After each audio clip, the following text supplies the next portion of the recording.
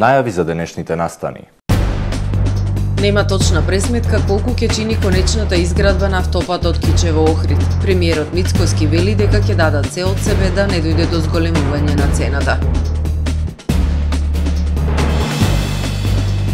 2 лица загинаа во сообраќајна несреќа на автопатот во изградба Кичево-Охрид кај Ботун.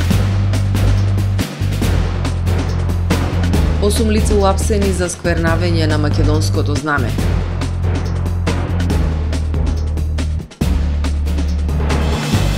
Пуштени во употреба новите простории на управните служби на ОВР Струга.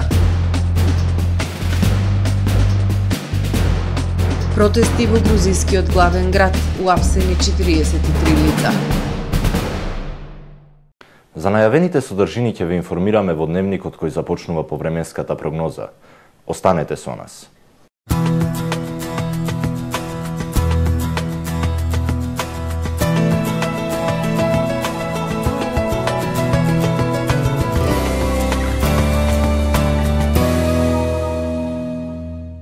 Во Охрид денес превладуваше облачно и нестабилно време со врнежи од дожд.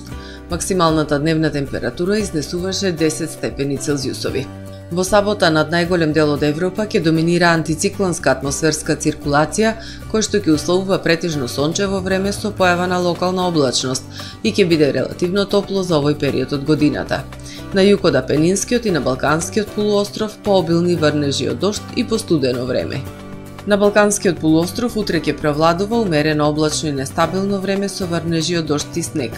Ќе биде ветровито и постудено. Максималните дневни температури ќе се движат во интервал од 2 до 13 степени. Во Македонија во сабота облачно и нестабилно време со пообилни врнежи од дожд и снег. Ќе биде ветровито и студено. Врнежи од снег се очекуваат над 600 метри надморска висина. Локално се очекуваат да наврнат и до 40 литри. Ќе дува засилен североисточен и северозападен ветер кој што ќе достигне брзина и до 40 км на час.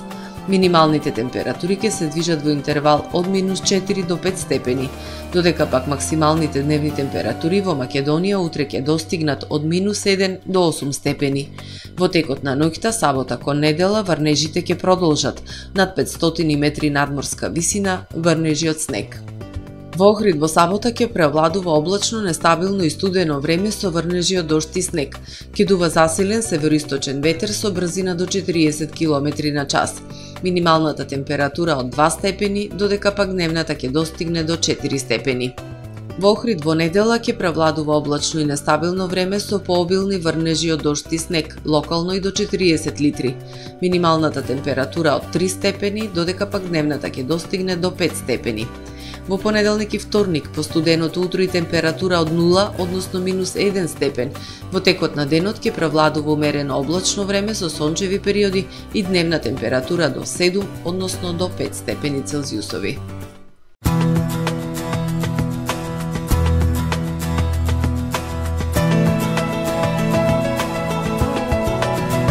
Гледавте Метео на ТВМ во соработка со Трпе Инвест.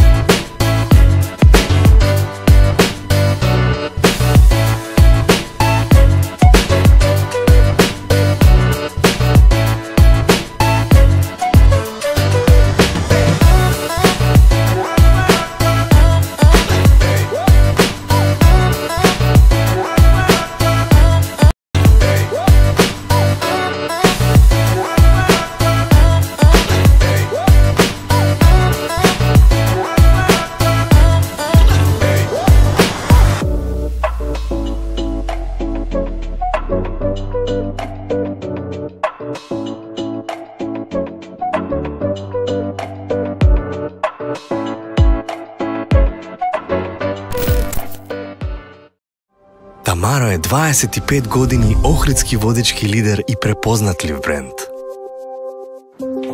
Обуките од менаџерскиот тим се доказ за максимална посветеност кон вработените. Тамаро Холдингот се грижи за организацијата и на време пренесените информации кои отсликуваат тимската работа. Секој успех на вработениот е успех и на компанијата. Маркетите располагаат со производи со висок квалитет од секакви брендови по одлични цени. Вкусните печива од Анабела пекарата се веќе омилен појадок на многу потрошувачи во Охрид. Анабела кујната услужува голем број на потрошувачи и компании.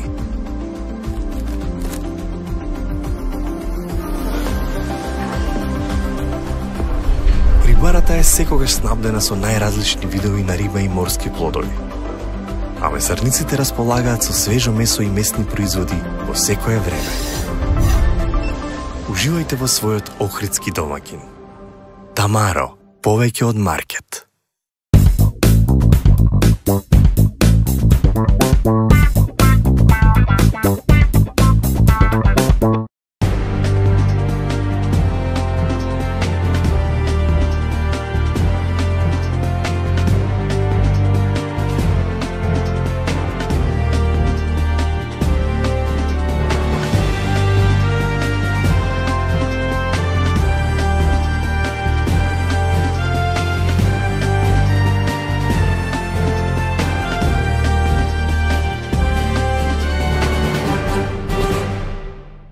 Добар ден.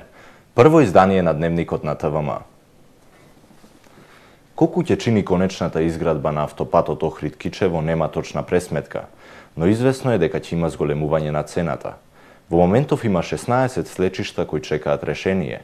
Премиерот вели ќе дадат се од себе да не дојде до зголемување на цената. Колку пари ќе чини конечната изградба на автопатот Охрид-Кичево засега нема прецизна пресметка. Прогнозите се дека повторно ќе има зголемување на цената, но дали и колку таа ќе ја надмине, досега двојно повисоката од првично проектираната 374 милиони евра, не се знае. Во моментов има 16 свлечишта кои чекаат решение. Премиерот вели ќе дадат се од себе да не дојде до зголемување на цената.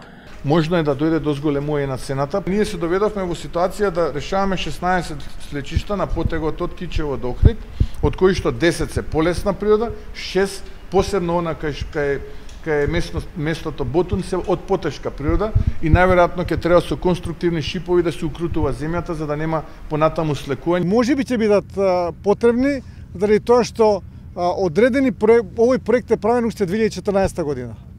Тогаш стандардите биле други. Сега се други стандардите и ние мораме да ги пратиме европските стандарди. И затоа, можеби, ќе треба и некаде и да се дополни. Изградбата на автопатската делница е најважниот потек за развојот на стопанството и туризмот во регионот и земјава, велат од Стопанската комора. Јас да вложам толку пари, би бил секој ден на автопатот и заедно со нив би работел да што побрзо тој автопат биде завршен, затоа што тој е препород за овој регион, тој е препород за Македонија, тој е препород за неколку индустријски гранки и ние треба сите да бидеме сконцентрирани да помогнеме на тоа. Автопатот Кичево-Охрид започна да се гради во февруари 2014 година. За неговата изградба, според државна ревизија, досега има 2 заеми од вкупно 685 милиони долари. 2 лица го загубија животот во сообраќајна несреќа што денеска се случи на магистралниот патен правец Охрид-Кичево во близина на селото Ботун. Утрово во 7 часот и 20 минути на автопатот во изградба Кичево-Охрид на девијацијата пред селото Ботун, општина Деврца, случена е сообраќајна незгода во која што едно патничко моторно возило марка Ауди со кичевски регистарски ознаки изгубило контрола и излетало од патот. При тоа, за жал, 2 лица го загубија животот кои што биле патници во возилото. Увид на местото на незгодата врши екипа предводена од јавен обвинител, како и полициски службеници од полициската станица за безбедност во патниот сообраќај. Апелирам до сите возачи на патнички и други моторни возила, посебно на овој патен потек и целосно на автопатот во изградба Кичево-Охрид, крајно внимателно да ги управуваат своите моторни возила, да ги почитуваат поставените сообраќајни знаци, поставената хоризонтална и вертикална сигнализација и посебно во ноќните часови да внимателно да ги управуваат своите возила и при тоа се разбира да внимаваат на личната, како и безбедноста на другите учесници во сообраќајот. 8 лица се уапсени во врска со инцидентите на вчерашната манифестација во Скопје за одбележување на денот на албанското знаме, на која беше сквернавено македонското знаме. Политичките партии го осудија чинот на сквернавање на македонското знаме. Премиерот Христијан Мицкоски изјави дека очекува вакви случувања, чија цел се етнички тензии да има и во иднина, и апелираше до сите граѓани да останат мирни на провокации. Уапсени се 8 лица кои учествувале во вчерашните инциденти кога на прославата по повод денот на албанското знаме во Скопје беше осквернавено македонското знаме, изјави денеска на пресконференција министерот за внатрешни работи Панче Тошковски. Во текот на вчерашната вечер се уапсени 8 лица од страна на македонската полиција. 4 од тие лица се уапсени заради тоа што сториле прекршок, учество во тепачка. Истите се лишени од слобода и по нив ќе се превземат соодветни действија и понатаму, согласно закон. А други 4 лица се уапсени заради тоа што за нив имаме основано сомнение дека сториле кривично дело 319 од кривичниот законник, кое што се однесува на, да сме прецизни, предизвикување национална, расна и верска омраза, раздор и нетрпеливост, каде што е предвидена минимална казна од 1 година затвор и за кои што 4 лица ќе бидат поднесени соодветни кривични пријави. Еден од нив е малолетник, а 3 се полнолетни лица. Нажалост морам да констатирам дека станува збор за млади лица, 18, 19, 20, 20 на година, мислам дека е нестарото, кои што во текот на вчерашниот ден сториле ова кривично дело. Тошковски ги повика сите оние кои имаат информации за вчерашните инциденти да ги достават до Министерството за внатрешни работи. Јавното обвинителство презема действија за расчистување на настанот со сквернавењето на македонското знаме на синоќешните прослави за денот на албанското знаме, информираа од ОЈО. На социјалните мрежи, осамна видео како за време на славењето на 28 ноември во Скопје на раскрсницата кај трговскиот центар Мавровка неколку лица излегуваат од своите автомобили и го кинат македонското знаме. На друго видео се гледа како автомобил врз кој се прикачени албански знамења го прегазува македонското знаме и го остава на улица. Политичките партии го осудија чинот на сквернавање на македонското знаме и побараа сторителите да бидат откриени и казнети по закон. Премиерот Христијан Мицкоски го осуди сквернавењето на државното знаме и кажа дека очекува вакви случувања, чија цел се етнички тензии да има и во иднина. Најостро го осудувам. Тоа сепак представува чин на агресија. Нешто за кое што ние предупредувавме дека ќе се случува, дека ваков тип на обиди за ескалација на случувањата и креирање на етнички тензии ќе има и во иднина. Ако мислите дека ова ќе биде изолиран случај, нема да биде. Очекувајте дека ќе има и во иднина, бидејќи како правдата пополека, но сигурно се доближува до криминалците и како правдата ќе затропа на нивните врати, така тие ќе стануваат понервозни, понетрпеливи и единствениот начин да го одбранат криминално стекнатиот капитал е токму вака, со манипулирање и предизвикување ваков тип на инциденти. Мицкоски нагласи дека владата ќе одговори жестоко на сите провокации и обиди да се дестабилизира мирот и безбедноста во државата и апелираше до сите граѓани да останат мирни на провокации. Јас апелирам до македонските граѓани на трезвеност, апелирам да не дозволиме овие инциденти да предизвикаат негативни чувства, бидејќи ова е една мала, изолирана, манипулирана група од оние кои што ги штитат своите милиони. А до тие кои што се потенцијални жртви на овие политички криминалци и насилници, сакам да ги предупредам дека нема да има милост кон никого. Секој оној кој што ќе го прекрши законот и уставот, ќе одговара. Премиерот рече дека имале информации за можни инциденти на вчерашниот ден и за тоа ги предупредиле стратешките партнери и представници на меѓународната заедница. Соопшти дека утрово заедно со Министерството за надворешни работи ги информирал стратешките партнери во земјава и надвор за случувањата и за доказите и за она што очекуваат да се случува во периодот што следува. Жителите на Климештани организираа протест и блокада на каменоломот кој се наоѓа во непосредна близина на нивното село. Нашите барања кон фирмата која го управува овој каменолом не се исполнети.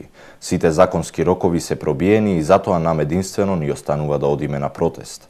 Селото Климештани е покриено од прашина, а минирањето ни ги оштетува куќите. Земјоделските насади ни се загрозени, како и водоснабдувањето. Немаме време да чекаме на милост или немилост на одговорните. Ги земаме работите во свој раце, велат жителите на село Климештани. Протестот е закажан за утре, 30 ноември, во 11 часот на сред село. Општа болница Охрид ја информира јавноста дека на 26 ноември добила решение со кое ќе може да формира комисија за издавање на наод, оценка и мислење за потребата од помош и нега од друго лице. Комисијата е веќе формирана и ќе започне со работа во најкраток можен рок, информираат од Охридската болница. Заменик министерот за внатрешни работи, Астрид Исени, денеска во Струга присуствуваше на отварање на новите простории на управните служби на ОВР Струга. Новите простории се префрлени во старата зграда на општината Струга, на улицата Маршал Тито. Со ова се излегува во пресред на граѓаните на Струга и регионот. Во иднина своите права и обврски од овој делокруг да ги вршат на еден подостоинствен начин. Министерството за внатрешни работи е решено целосно да го смени изгледот и начинот на функционирањето на управните служби низ цела Македонија, бидејќи тие се пред се лицето на државата, потенцира заменикот министер Исени. Во продолжение да ги погледнеме и вестите од светот. Големи протести во грузискиот главен град Тбилиси поради одлуката на владата на 4 години да ги прекине преговорите за влез во Европската унија и ќе одбие буџетски грантови до 2028 година. Грузискиот премиер рекол дека владата ја донесла оваа одлука поради уцените и манипулациите на одредени европски политичари и бирократи. Полицијата уапсила 43 лица поради непочитување на полициските наредби и вандализам. Како што се наведува, во насилството на демонстрантите повредени се 32 полицајци.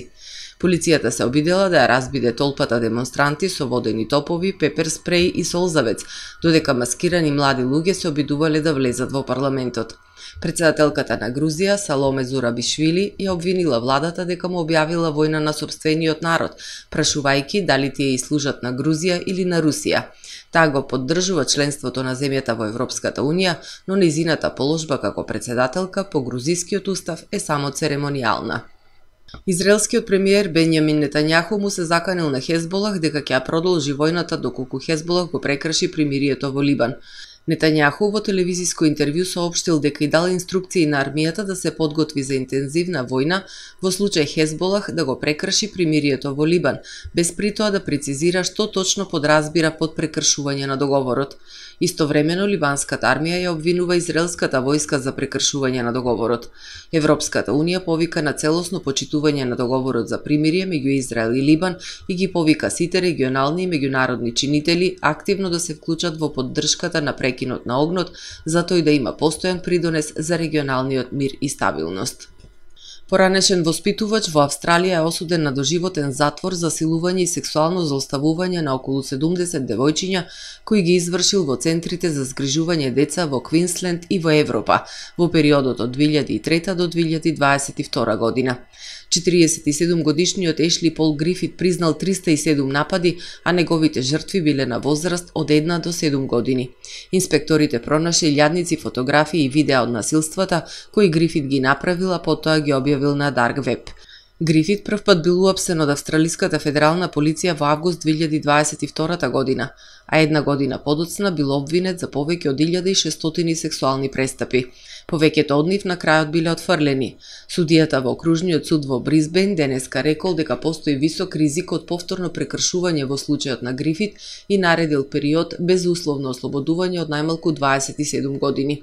Многу луѓе надвор од судот ги повикале властите да спроведат истрага против детските центри, бидејќи никому не му е јасно како Грифит успеал толку долго да ги прави овие злосторства без да биде откриен. Уставниот суд на Романија наредил повторно броење на гласовите од првиот круг на претседателските избори во земјата по обвинувањата дека платформата TikTok наводно го фаворизирала Калин Џорџеску, кој се кандидирал како партиски независен кандидат и неочекувано добил најмногу гласови. Судот ги отфрлил жалбите на двајца други кандидати кои го обвиниле Џорџеску за нелегално финансирање на кампањата. 62 годишниот Џорџеску имал повеќе од 330.000 следбеници на TikTok, од кои со околу 300.000 ги добил изминатите 2 недели и имал повеќе од 4 милиони лајкови. Буџетот за неговата кампања бил нула.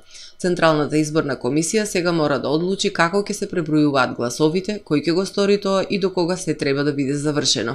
Според сегашните резултати, во вториот круг кој треба да се одржи на 8 декември, треба да влезат Џорџеску и кандидатката од Сојузот Спасете ја Романија Елена Ласкони. Во посткомунистичка Романија, која е членка на Европската унија, никогаш не било наредено повторно броење на гласовите на некои избори. Го завршуваме првиот дневник на ТВМ. Ви благодарам за вниманието со кое не следевте.